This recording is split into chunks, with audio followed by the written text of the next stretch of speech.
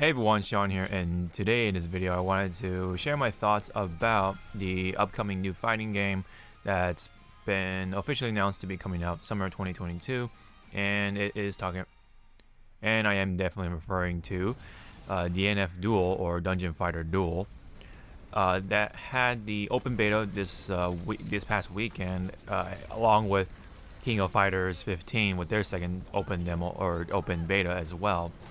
But I mostly played DNF Duel, and I wanted to share some footage of mine while talking over it and such like that about my thoughts and everything. So I wanted to do this sort of style of video because I really wanted to show off the beauty, the visuals, the graphics and everything for DNF Duel so far. I think right off the bat it looks really cool. It's kind of like I mean, this is coming from ArcSys, so you definitely can see where this is coming from with the style and everything. That sort of that CGI anime sort of look to it. I think honestly it's a step up from Granblue, which is another franchise that I do like as well. Now, not saying that DNF is something I am familiar with. I can say this is one of the more sort of unfamiliar ones, right? And I've always seen it like here and there throughout the years as I was gaming. This is a pretty old franchise from what I can understand. It's more leaning more towards that mobile game sort of franchise, and it's a beat 'em up from what I can understand. But seeing the character and stuff like that has always been pretty interesting, but I never really dove into it per se. And I don't know if I really plan to do so, because I don't think I need to do that, because just from looking at the characters, they're pretty cool. And having these characters kind of make it into this fighting game, I think worked out pretty well, or in fact very well. But we'll get into more of that in a bit. Now, before I do that, I gotta remind you guys to like and subscribe. It really helps out, and I really do appreciate it. Again, this is something I gotta do for YouTube videos, but hey, it's kind of just how it goes.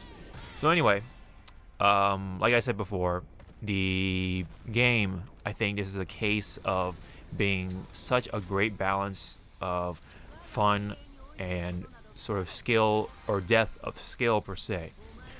When you pick up the game, it's definitely one of the easier ones to pick up as a 2D, one of the more 2D traditional fighters, just from the surface. It does have that look to it. It does have that format. It's not like Super Smash Bros. Where yes, it does have the easier inputs where you hit down B, forward B, up B, that sort of thing, and it's a completely sort of different fighting game, which is referred as a platform fighter, excuse me. Here in this case, this is more or less of a traditional fighting game just from the surface, but when you pick it up, it's definitely not so much. It does have the simple inputs similar to that of Smash Bros., where you pull a direction, hit a button, and a special move comes out.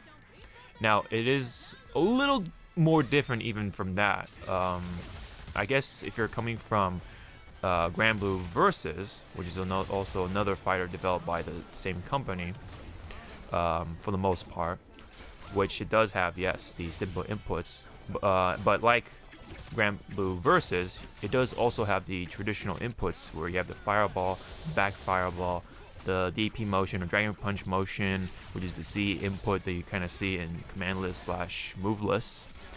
So it does have that in this case here in DNF Duel.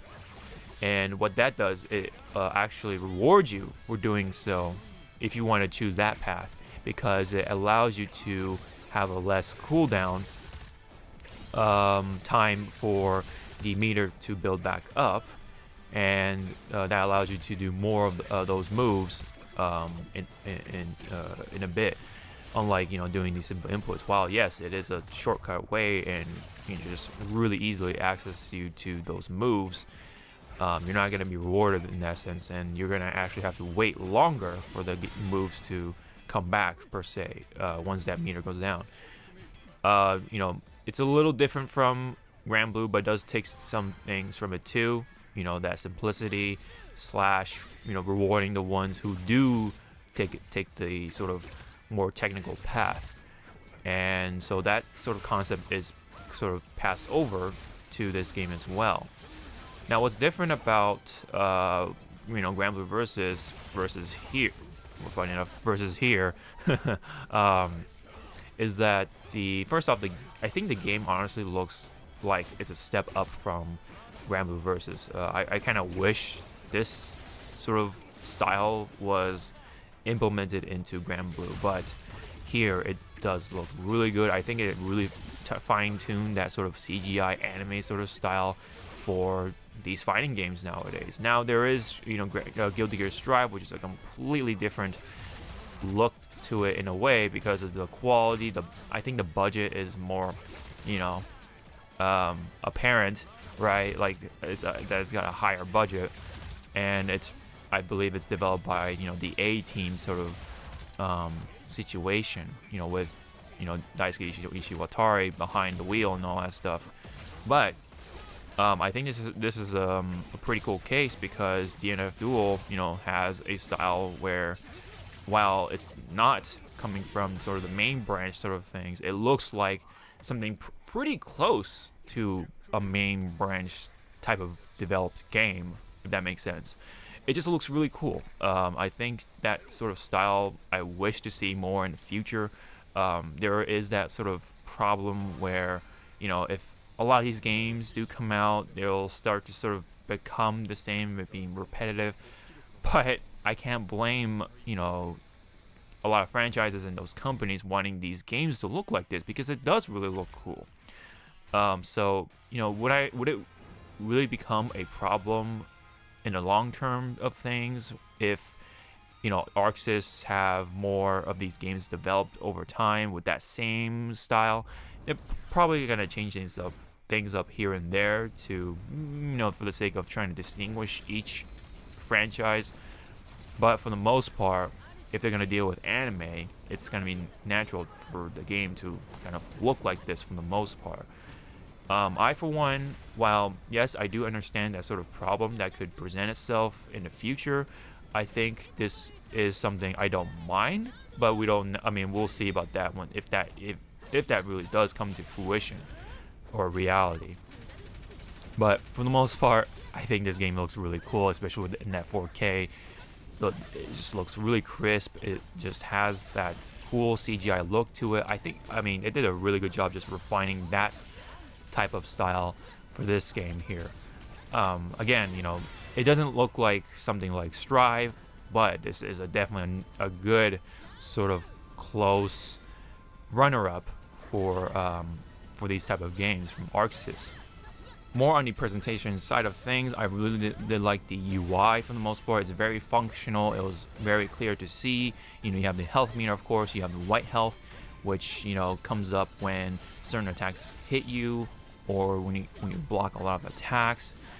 You do definitely want to be careful because, you know, that can go down pretty fast, and you can have a lot of white life, you know, stacked on you, and, you know, which means, you know, a couple more hits and you're dead kind of situation, depending on what character you're facing against.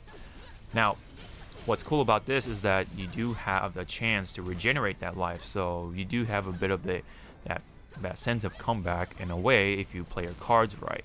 And there was also the magic meter, or MP, which is, I think, a thing from the game, the original game, I'm assuming, the beat 'em up game, I'm assuming. And that also is a pretty clear indicator as to the sort of like how much you can do with your special moves when you want to burn MP, which allows you to have access to more powerful moves, of course. But I'll get into more of the gameplay side of things later on.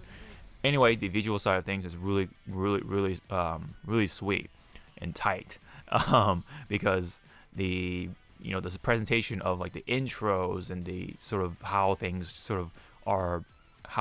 are sort of have the cinematography and stuff like that, how it's, you know, how the cinema part of things go. Oh man, it really all comes together when it comes to the visual side of things. I really like their super moves or their awakened supers, I guess you can say, which is basically their big ultimate or critical art, whatever you want to call it, which only happens, when you're at a certain life percentage. Those things, when they hit, it feel really good, and not only that, they look really good too for pretty much all the characters. Now they do have like that same or that very similar sort of rhythm and beat to those supers. I'm gonna point that out, but at least they look cool doing them. So I'll give it a pass on that. Otherwise, maybe if more and more characters come out and they do stick with this sort of rhythm and beat, it may come off as repetitive and mundane for some people, but otherwise, I mean, with the CGI anime graphics and everything, it looks really sick, I gotta say. At least for right now. I mean, it definitely, it is putting me into that sort of honeymoon phase already. But I think I definitely want to see more of that in the future. Not only the game looks good, the sounds are also something very complimentary for so that DNF Duel experience. Dude, some of the sounds are really crisp, unexpectedly, and the hits, right? They sound really punchy and it really sounds satisfying and meaty, and it just feels good to land those blows as you're doing combos or whatever you're doing on the screen. And I gotta say, like the weapons, right, sound really good, especially the guns on Ranger. The way he throws the guns up in the air and everything, he swings them around and spins them around.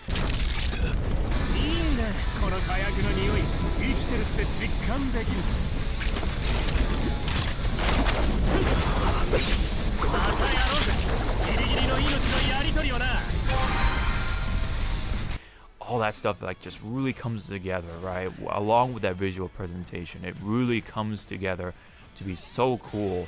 So DNF Duel, just that alone is a really cool game, which is why things looking good and looking cool is all the more important for video games. That's why there should be as much of an emphasis on presentation, graphics, and everything else that isn't solely directly gameplay. I think that should also have that attention and love along with the gameplay as well, because doing cool things on the screen is really important to keep the players like stuck on that game and give it that good impression and all that stuff, the reviews and that everlasting impression.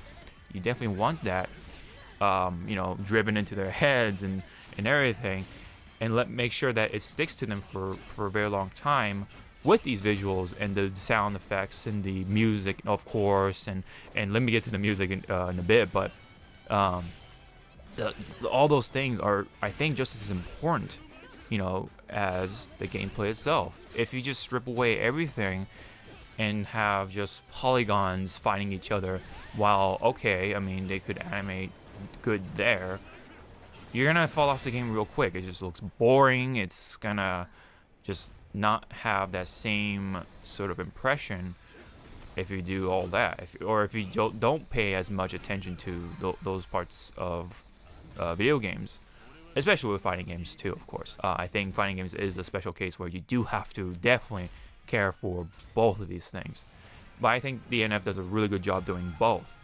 Now, before I get into the gameplay side of things, like I said, the music also really complements the atmosphere. It's got that radical sort of atmosphere that it has with the game. It's got that metal, that rock, that flavor, right? It's really complementary to the whole sort of shtick that DNF Duel is coming out with. It does give me the similar feel with Grand Blue in some sense, but also some Guilty Gear in a way, but it's more, it doesn't have entirely like that heavy metal track or anything like that, like you do here in Strive, for example, but it still has a good amount of that radical sort of rock, very sort of that Japanese flair to it.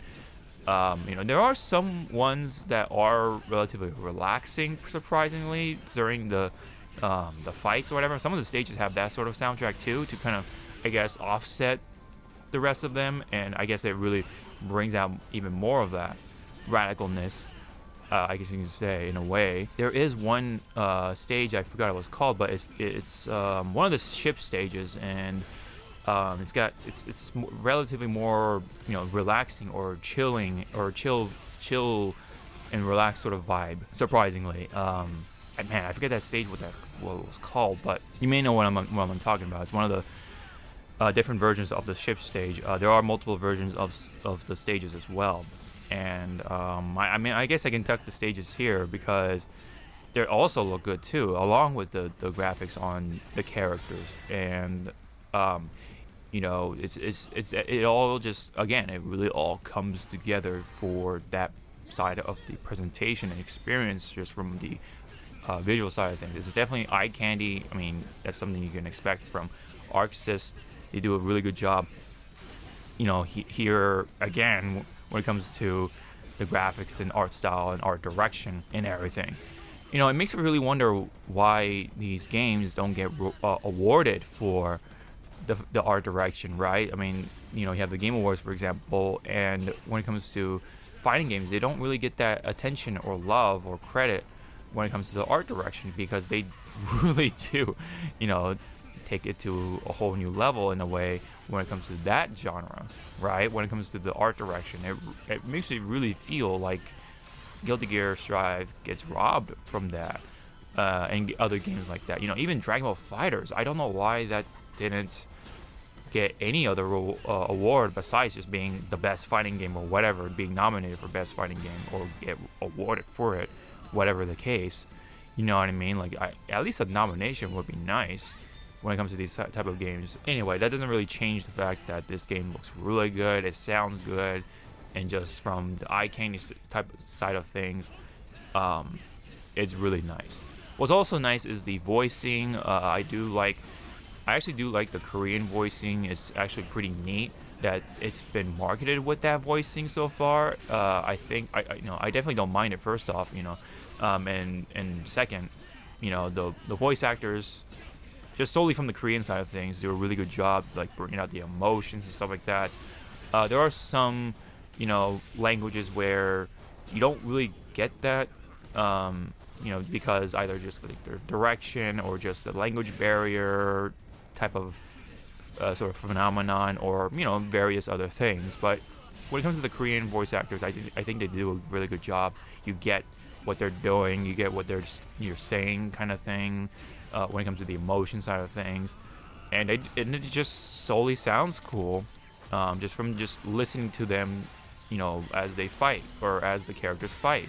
So that alone is really cool too, and it's really, again, it is really neat that they are marketing from the Korean voiceovers and such, and they do have options for Chinese and also Japanese. So which, for the most part, I did run with Japanese, honestly, because I was curious of what they sound like, because I already knew what they sound like in the trailers. But oddly enough, there are some characters, and I'm going to specifically say Crusader, that does sound better in Korean than in Japanese overall. Not trying to hark on the Japanese voice actor for Crusader, but overall, I actually kind of prefer Crusader in Korean than I do with Japanese, which is pretty rare in a lot of cases. But hey, I mean, that's just kind of how I feel about it. And what's really cool about the voiceover side of things is that you can actually, this is one of the few fighting games that actually allow you to individually switch the voices. So meaning you can have just Crusader being Korean, and then maybe some other characters in Chinese, and then you can have the rest of the characters in Japanese or something like that. Maybe if you want to mix things up a bit, which actually is such a cool feature that is underutilized in a lot of fighting games. You know, you have the option of everyone speaking Japanese, you have everyone speaking Korean, everyone speaking Chinese, or you can have, you know, various characters do some of those languages. You know what I mean? So it really spices up the variety. I think it does make things a little fun in that in that alone. So you can play around with this, see if what character you like in each language and whatever. You know, I think that's a really cool feature that needs to be more utilized in other fighting games. So I think that's really all I can say when it comes to that side of things. But now we can go into the gameplay side of things. I know I kind of lingered here and there before, but now we can definitely solely talk about the gameplay side of things. And like I said, I think this is the best case of the balance of fun and also that sort of ease, the level of accessibility in the, sort of that bigger friendly type of thing versus the whole skill, depth of skill and such like that, you know, with the pros and such. I think right now this is the best fighting game that does strike up that sort of case. Having fun, that easy fun versus, you know, or rather cross, or whatever you want to say, the sort of skill, how deep it goes, and how the pros are gonna feel about that sort of case. This is the best balance of both worlds, I feel. You do have, first off, the you know, easy inputs, the directions, stuff like that. You hold forward, back, and down for different moves for each either one, because you do have regular specials, and then you have the MP specials, which basically is more or less the same from the specials that you do have, but you know, it's more powerful, or you do have access to more powerful sort of spells or skills to, you know, in order to help you in the battle or fight. And you know, for example, Inquisitor's pain wheel, as I like to call it, that big wheel that you do see on the screen pretty often, is of course locked behind the MP specials for good reason. And yeah, so you know, it kind of goes to show of what it's like, of how these moves are arranged.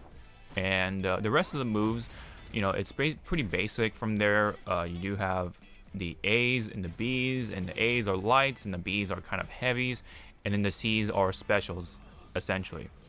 And the way the combo routes kind of go typically is ABC, which is kind of common in more of the niche anime fighting games, like, you know, I think Melty Blood, for example. I think it also has that in Union or Under Night in Birth. Those type of games have that sort of system when it comes to how you start your attacks and combo it from there. Now, there are some exceptions to that rule. For example, Striker, you know, the female sort of fighter, melee fighter that you've seen in the trailer with the orange top and the tight pants and all that stuff, and the long brown ponytail, she has many routes to go off of when it comes to how you do combos and such. So you could go from APC, BAC, CBA, you know, potentially so on and so forth. So she has not only has what's called a reverse beat, but she has like any beat type of system. So it really sets her apart from all the other characters in a sense because of this little subsystem or exception to the rule.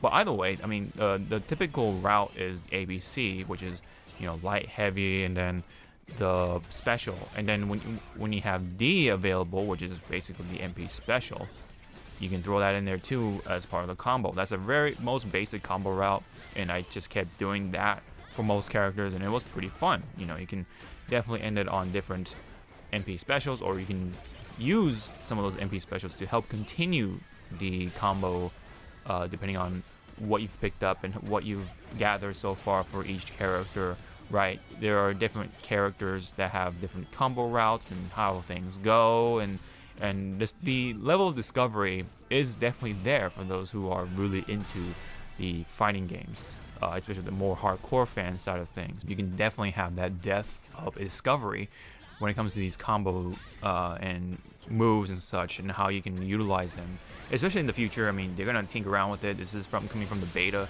so this is kind of natural. So this is the sort of natural process of how that goes. So the discovery can go many ways, and so that's why, I mean, this game could potentially be really good in that sense, and fun as well. So for those who aren't so much the hardcore, you can still have fun with it in a sense, because you can just pick it up and do stuff with it by hitting buttons, and it looks cool on the screen, you know. So it really strikes up that sense of that balance of fun and ease, right? Level of ease at first, and then if you want to really get into it, you can go deeper and do some really cool things in the future, and you know, level up your neutral game, or how you know, do your footsies and whatever, right? And that could really open up doors maybe for other fighting games as well, in the potentially in the future, in a way. That's why these sort of fighting games are kind of important in a way. While, you know, you have those the grouchy old boomer, you know, FGC guys who kind of just like, oh, back in the day, we played in the arcade with no training mode, and you just have to learn on the fly, like, you know what I mean, like those kind of people. And you know, I you know, respect those people, but sometimes you know, things are changing, right? So you gotta just adapt to them. And so these games are gonna be coming out with the simple inputs, and maybe that could be more of a trend in the future, right? When it comes to that side of the gameplay. But anyway, I think it does it in such a great way that the game is turning out to be really fun and addicting in a way, because you can just pick it up and, you know, just do things, hit buttons, and see cool stuff happen. Which is kind of the case that happened to me within the hour. Like, you know, at first I kind of just was like, what's going on with this?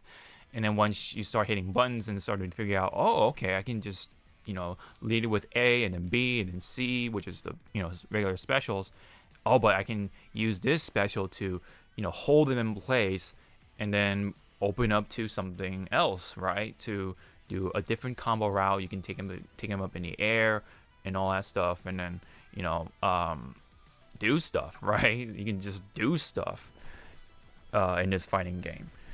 Now, of course, this game isn't perfect, right? This isn't your pristine fighting game, as it was in the open beta, along with KOF 15, crazy enough, with this second open beta that past weekend. Man, what a weekend for fighting games. But anyway, DNF Duel does have its apparent faults. The beta did not present the online experience, you know, the best way possible.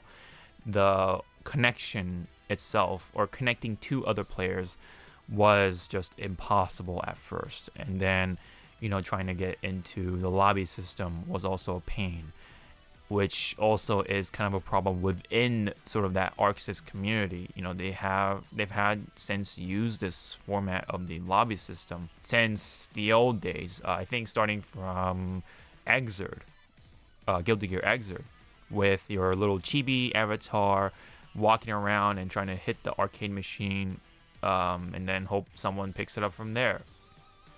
Now, there was, I think, a sort of quick play system, but I don't think that was working too well. I don't think, if that even was what it was, right? Because there was a search player button, which I think that's supposed to be the quick play button.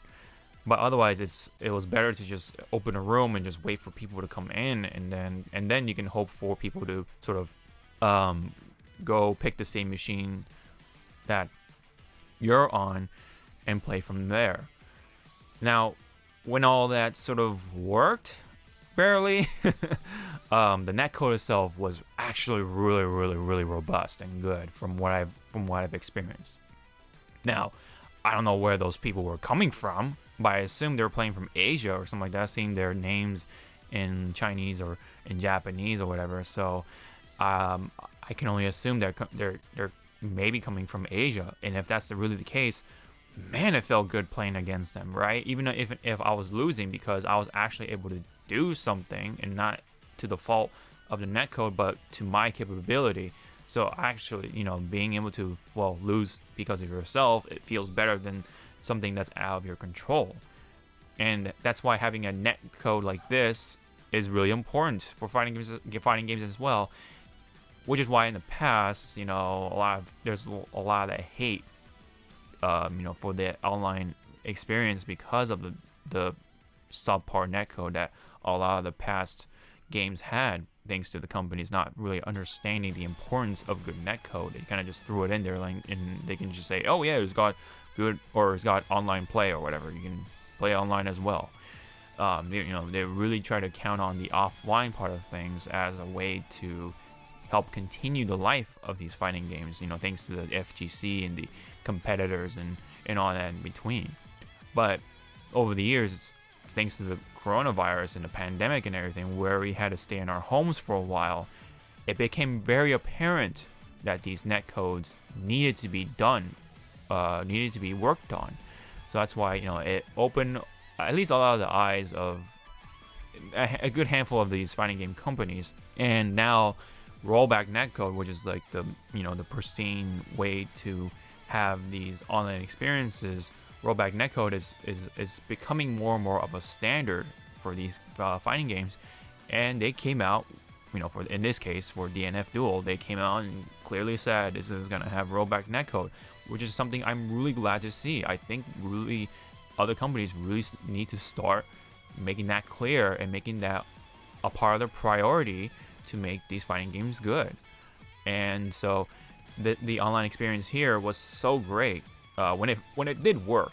Unfortunately, the connection itself wasn't so much matching the rollback netcode, because there are times where you just randomly disconnect. Unfortunately, whether you had good internet or not, in the middle of a fight, I disconnected along with that other player, and then the whole thing shut down or something like that. So I think that's just the beta thing, but that could also mean that could happen with the final product if they try to come out with this, I guess, relatively soon. But luckily, this game is coming out in summer 2022, so that's hopefully not the case, and hopefully they can work on that, and make that the priority to make it work. I do have faith that they will make it work and make the connections a lot more robust, and so when it all works, oh man, that rollback netcode is going to be great for the online experience, especially when I'm playing with friends. That's where I'm going to be trying to really be at for most of the time. While I did play some people online, I prefer to play within my circle of friends when it comes to fighting games. That's just me anyway. But I guess if I do have, like a bump on the road sort of thing, and I gotta just play with people, and I gotta get that itch out of the way, at least the netcode is good in that experience. So I'm glad to see that they do have rollback netcode, and it does work whenever it does actually, all the sort of planets line up sort of thing. Just hope that the online lobby system and sort of the connection and stuff like that stays robust when the final product comes out. At least the lobby itself isn't all that bad. I mean, yes, it's still that same archaic system, but it does the job, so I can't really complain too much. But I would like to see some improvements there as well. Maybe just have a more simplified lobby system in the future. But it's Arc Sys, so I guess they really like that system. It kind of emulates that arcade sort of thing, I guess. But I think they need to refine that too. But at least the game has a freaking character select screen. Oh my god, why is this not a common thing nowadays? What is with these new fighting games not having a character selection screen when you are about to play some online players, right? It's such a weird sort of uncommon thing, or not. Just a weird sort of common thing to occur when it comes to not having a character screen, a selection screen. You have to go back out of the machine usually, and then you pick your character and then go back on the machine. But here you have the option of going on the machine and pick your character and your color and everything. You want to change things up on the fly. Oh man, it's so good to have a character select screen come back. Oh man, I hope they do that for future fighting games. They really need to do that as well. It's such a weird thing that to miss, but it's such an important thing to make the online experience all the more smooth. But anyway, overall, the online experience, it does have its rough patches. When it does work, it's pretty beautiful, right? In comparison to other fighting games, that rollback netcode really does help make it really fun when you're actually fighting people. Whenever it does all connect, I guess, right? When everything all lines up. Now, solely on the gameplay side of things, when it comes to the faults, people have been complaining about the air blocking, which I think should be a thing, in my opinion. While people say, oh, you don't air block in Street Fighter or whatever, but there is a lot more going on the screen, and there's the pain wheel, there's like magic going on, there's a lot of stuff, right? It's got some crazy things going on. So I think with that, I think the air blocking is something you should be able to do in the final product. Hopefully that's something they consider, so they throw that in there during that time.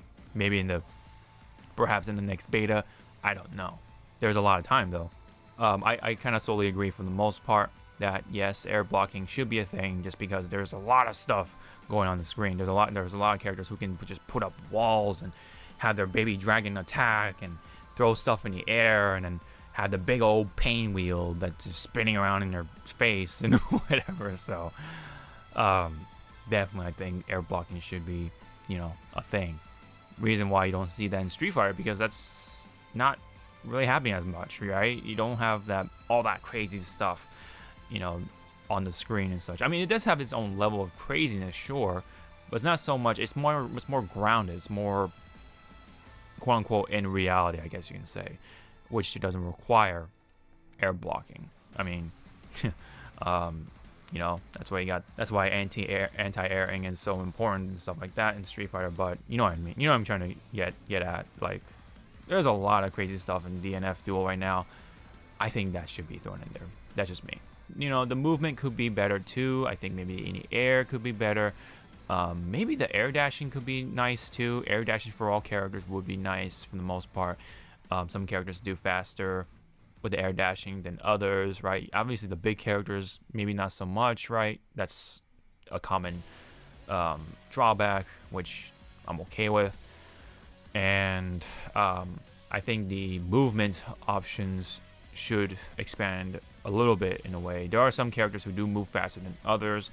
There are some dashing and stuff like that, but that could be better. Those areas can improve. I'm not exactly like a pro or anything like that, so I'll leave that to the pros, I guess, to talk about it. But from what I can say is that yes, air dashing would be nice. Maybe, I don't know, and maybe with the ground movement could be a little better. That I'm not too sure as well. But I don't know. That's just something I would say. But when it comes to the things that you've seen on Twitter, oh my goodness, there's some loops, there's some infinites, there's some funny things that can happen with a number of characters. Two that come to mind are Crusader and, of course, Grappler. Grappler was the most recent one, and my goodness, you can have that loop happen over and over and over and over again as long as you keep doing it with the buttons. So I'm pretty sure they're gonna take out that. Maybe they'll leave it in. I don't know. Maybe give other characters crazy options as well. Maybe that'll be that type of fighting game. I don't know. But I can probably say that they'll probably take it out. You can probably only do it a few times in a row or something like that, and then they'll fall off out of that or something. I don't know. When it comes to Grappler, at least. Crusader, I'm not too sure. They're not. I mean, it's not exactly the same kind of infinite, right? Or big loop or whatever. I think they'll tweak up some characters. Inquisitor's wheel is definitely going to go through a change of sorts. Maybe it'll cost more magic, or maybe it'll be smaller. I don't know. I mean, they'll do something with that wheel for sure. I know it. It's really good. It was really good when I popped that against whether a CPU or a player. Now I forgot to mention like the characters that I've were drawn to so far in this game. Overall, I would say Striker, Inquisitor, and I wanted to get into Grappler, but I couldn't really have a chance to pick Grappler a whole lot because most of the time during my experience it was offline because the beta wasn't working.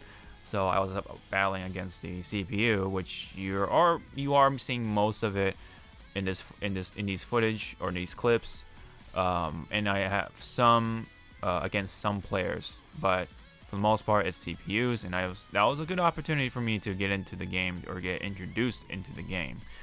So that was like how I quote unquote labbed and stuff like that and figured things out for myself.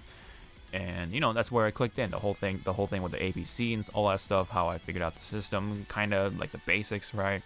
That's where the fun kind of clicked for me anyway. But I'm leaning more towards so Striker, Inquisitor, who was another one. I wanted to get into Grappler, like I said. Maybe Crusader is something for me too in the future, I don't know. but I was able to play most of the characters, if not all of them, for the most part. While it was only on random select, so I couldn't pick the characters during the CPU battles. I was able to get a piece of everyone. Hitman is pretty interesting. The other one, Dragon Knight, was probably the hardest character I can say for me. Haven't quite was able to get the grasp of her beyond the basics, right? Like the dragon, right? You just throw the dragon out there and do stuff with it, right? But when it comes to like the conversions and the combos and stuff like that, it's a little hard for me to grasp. So that's something definitely I want to lab once the game comes out for myself. But other than that, I mean, all the characters are fun in their own way. I mean, I was forced to play all of them anyway because that's how the random select was. And yeah, they're all fun in their own right. The Ranger was fun to some degree, but I found, other characters were more interesting, like the Striker, because of the whole any beat system that she has built into her kit, which is really neat, which means your combo routes are going to be much more different in ways more than one than other characters. Another fun character was Kunoichi. Kunoichi was something unexpected. Like, usually I don't really play the ninja characters. I'm more of a grappler character, which is why I wanted to play grappler. But I was having fun with Kunoichi, Striker, and Inquisitor so far. So I don't know. I mean, once I do lab, I think the grappler will be up my alley as well. But there's going to be more characters in the coming future. Like Mechanic has been announced along with Troubleshooter, I think, and then or Troublemaker or Troubleshooter, whatever. And then there's the Ghost Swordsman, I forget, Ghost something, right? The Ghost guy. So that's all. He's been also announced as well in the upcoming future. So there's gonna be more characters coming in. That's pretty good. All the characters are fun in their own right. That's another thing about it too. That's very important. Obviously, they look cool. Not only they look cool, they are fun to play because of the system and everything. Just all lines up for this game too. Like it's got so much built up, and the sort of potential is really up there. It's got that initial part of the alley-oop, and then hopefully when the game comes out, it can really dunk it and score big for the fighting game fans. So that's really all I gotta say. To sum it up, it's a really fun fighting game that looks really good. It sounds good. The presentation is so good. The characters are really fun for characters that I'm not really familiar with, coming from the franchise that I'm not too familiar with. And but they look cool to me. They play cool. They play awesome. They're fun to play. Picking up the fighting game is a nice, fun process. And it was really fun to get to know the game, and the online experience when it did all line up was good. It does have its faults and kinks and whatever, the cracks in the armor that could get fixed and patched up. Hopefully by maybe the next open beta or, well, summer 2022, because that's when the game is actually coming out. So probably June, probably July, could be August, I don't know. I mean, either way, I can definitely wait. It can take its time to be really, really good, because I think it's really important for this game to come out really, really good. Strive came out a little rough. It's still good. I mean, it came out pretty rough. Same with Grand Blue Versus, because that came out with delay-based netcode, and it had stuff lined up, but it kind of just swung and missed in a way. But hopefully this game isn't the case. It comes out pretty robust for the most part, and comes out with the same level of fun, and hopefully the netcode and the net connection isn't so bad, because hopefully by then I'll be playing it with friends.